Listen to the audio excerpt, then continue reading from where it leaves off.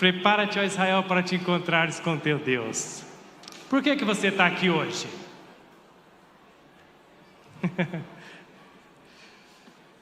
E você que está assistindo em casa, por que você está assistindo esta conferência? Talvez você está pensando assim, olha, eu cheguei aqui porque teve um amigo que insistiu muito, e para ele parar de encher as paciências eu vim, né? Talvez você está pensando aí, não, eu vim aqui porque meu pai e minha mãe vinham e eu tinha que vir. Eu quero dizer para você que não foi por nada disso. Você está aqui hoje porque Deus, há muito tempo atrás, já tinha marcado esse encontro com você aqui. Eu tinha falado dia 26 de agosto de 2023. Eu tenho um encontro com esse filho meu, com essa filha minha, ali na Vila Guapira. Se você está aqui é porque o Espírito Santo está trabalhando no seu coração e trouxe você aqui hoje para ouvir a palavra de Deus. Amós 4, verso 12. Portanto, assim te farei, ó Israel, e porque isto te farei, ó Israel, prepara-te para te encontrares com o teu Deus. O que é que Deus vai fazer? Que Ele está prometendo aqui, Ele falou assim, porque isto eu farei. Portanto, assim te farei, prepara-te, ó Israel, para te encontrares com o teu Deus. Você já pensou nisso? Você entende o que Deus está falando aqui neste verso? Ele está falando que Ele pensa em você, Ele tem planos para você, e Ele vai fazer alguma coisa, e essa coisa que Ele vai fazer porque Ele pensa em você, Ele está sempre pensando em você, e aí Ele fala assim, prepara-te para receber essa coisa que eu quero fazer para você. E às vezes a gente fica pensando, o que é que Deus vai fazer, né?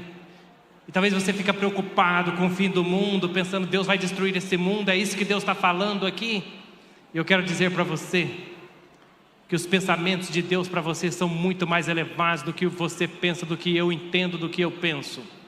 Isaías 29, versículo 11, diz a palavra de Deus, Deus fala para você e para mim, Ele diz assim, porque eu bem sei os pensamentos que eu tenho de você, eu bem sei os planos que eu projeto para você. E aí escuta aqui o que o Pai vai falar para você, quais são os planos dEle, o que Ele tem em mente para você. Porque eu bem sei os pensamentos que penso de vós, diz o Senhor, pensamentos de paz e não de mal, para vos dar o fim que esperais. Você entende Deus falando aqui, o Pai de amor falando para você, falando assim, olha, eu quero dar para você o fim que você quer ter. Qual é o fim que você quer ter neste mundo? Quando chegar a última hora da sua vida, ou naquele momento quando Jesus voltar nas nuvens do céu, o que você quer para você? O que é que você espera receber de Deus? Eu quero dizer para você que Deus aqui está falando que é esse fim que Ele quer dar para você, de levar você para morar com Ele em um mundo melhor do que esse. Esse é o pensamento de Deus para você, é o pensamento dEle para mim. E por isso Ele fala assim, olha, eu vou fazer isso por você, prepara-te para te encontrares com teu Deus, porque eu estou voltando. Eu estou voltando para te levar para um mundo muito melhor do que esse. E eu venho aqui no começo dessa nova semana, no início dessa noite, para falar para você que muitas vezes o diabo vai tentar te desanimar. E sabe por que eu sei disso? Que ele vai tentar desanimar você, porque ele tenta me desanimar também muitas vezes. E às vezes ele vai chegar para você e falar assim, olha, você tem ido longe demais. Você é um pecador tão grande, você não merece o perdão de Deus. Você não merece falar com Deus, você não merece o sacrifício de Jesus por você na cruz do Calvário. E quando ele falar isso para você, não argumente com ele, porque até aí é verdade. Eu não mereço a salvação que Jesus proveu para mim. Eu sou um grande pecador. Mas aí quando ele chegar e falar assim, Deus te abandonou, Deus não te quer mais, não há nada mais que Deus esteja disposto a fazer por você, aí é hora de você falar para Ele é mentira. Porque Ele faz isso, Ele mistura a verdade com o erro, a verdade com a mentira. E quando Ele falar que Deus não te ama, que Deus te abandonou, fala para Ele é mentira. Olhe para o Calvário e nunca duvide que Deus te ama mais do que tudo aqui neste mundo. O plano de Deus, o maior plano de Deus não é salvar você da angústia, do sofrimento, da tristeza, nem mesmo das doenças aqui neste mundo. Esse não é o plano supremo de Deus. O plano supremo, máximo de Deus é salvar você para a eternidade. Pode ser que você vai ter que sofrer neste mundo. Pode ser que você vai ter que passar por enfermidades. Pode ser que você vai passar por angústias. Mas seja o que for que você tiver que passar, o plano original de Deus, o maior plano de Deus para a sua vida é salvar você para morar com Ele no paraíso celestial. Portanto, nunca desista de Deus. A promessa não é para aquele que é o melhor. A promessa não é para aquele que nunca errou. A promessa é para aquele que perseverar até o fim com Jesus Cristo. Para aquele que falar como Jó falou, ainda que ele me mate, nele eu confiarei. Segue confiando no sangue de Jesus, nunca duvidando que o sangue de Jesus tem poder para te salvar. Talvez você vai ser tentado a desanimar, esperar a volta de Cristo, porque parece que já leva tanto tempo.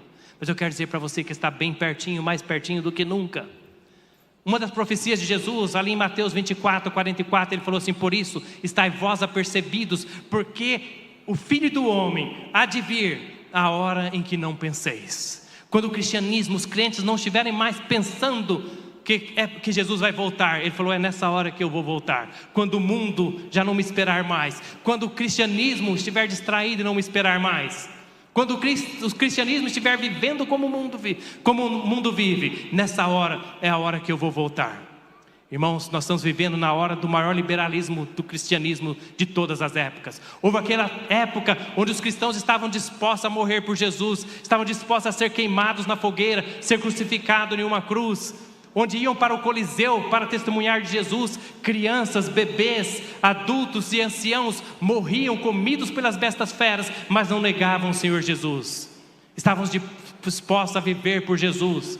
Hoje, as igrejas, para atraírem os jovens para a igreja, muitas vezes a igreja tem que viver como o mundo vive. Vocês já viram que agora tem igrejas que estão trazendo o UFC, o boxe, para dentro da igreja? Já viram isso?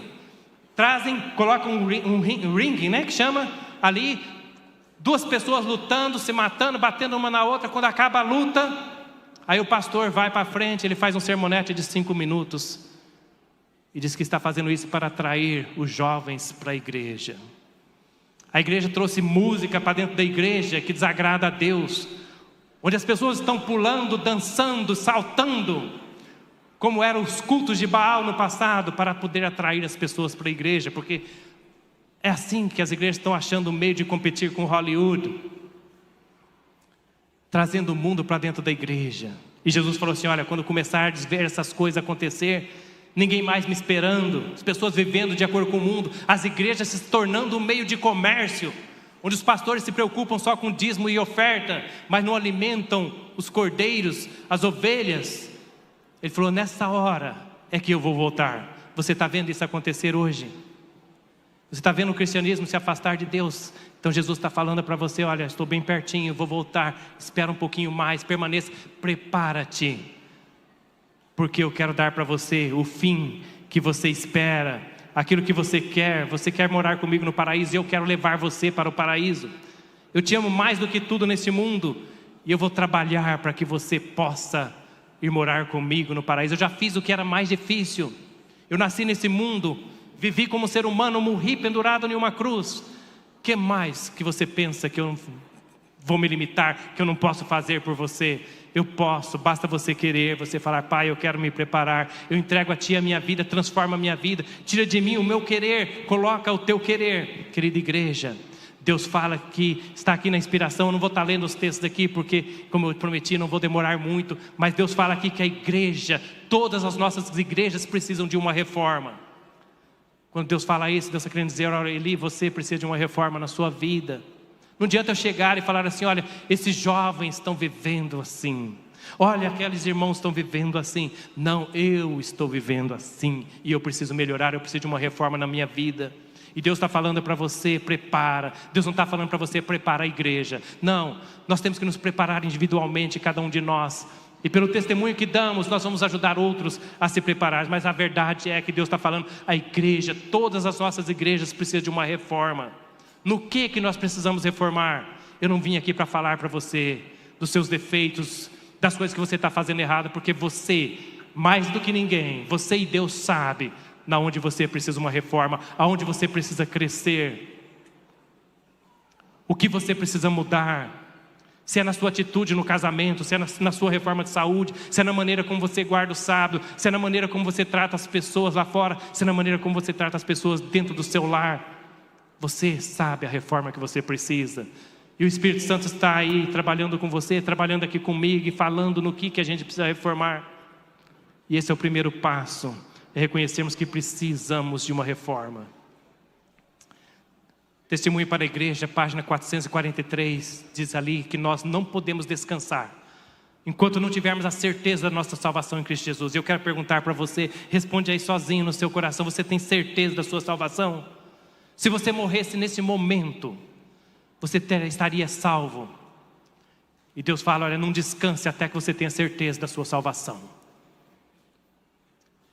Ore, fale com Deus, peça a Deus que te ajude, que transforme a sua vida e que te dê paz de coração para que você possa dizer, eu tenho certeza da minha salvação em Cristo Jesus. Isso é entre você e Deus. Você tendo essa certeza, você não vai sair falando para todo mundo, eu estou salvo, eu tenho certeza da minha salvação. Mas para Deus você vai falar, Pai, eu creio no sangue de Jesus, obrigado por ter transformado minha vida, obrigado por estar me preparando para o paraíso.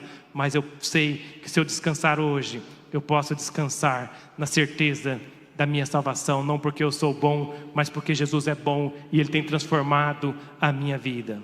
Querida igreja, eu quero ler só mais um texto para vocês, para nós aqui. Diz aqui a inspiração, segundo Testemunho Seleto, página 379.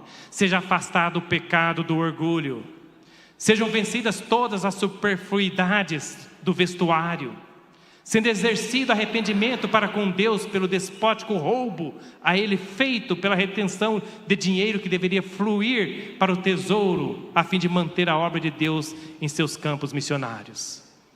Deus nos chamando para um arrependimento, para que nos arrependamos das maneiras em que nós não damos testemunho de Deus pela maneira como nós nos vestimos. Que Deus nos perdoe e nos dê arrependimento, porque às vezes temos retido mais do que deveríamos reter das bênçãos que Deus tem nos dado. Temos atrapalhado o trabalho missionário, temos prejudicado o trabalho missionário, porque não temos dado tudo a Deus como Deus pede que entreguemos a Ele. Que Deus nos perdoe pelo nosso orgulho, pelas nossas vaidades, pela nossa falta de amor em casa com os familiares, pela nossa falta de amor para com os irmãos na igreja. O irmão Davi falou aqui, né, às vezes a igreja é atrapalhada porque a obra é atrapalhada porque a gente observa muito a vida dos outros. Que Deus me perdoe, que Deus me ajude, que Deus ajude você a olhar para o Calvário, a dar um bom testemunho, viver a religião de Cristo, falar menos e viver mais a religião, parar de olhar para os nossos irmãos, para as pessoas ao nosso redor, para os nossos vizinhos, criticar. Que Deus nos perdoe, que Deus traga a reforma, o reavivamento que cada um de nós precisamos nas nossas vidas.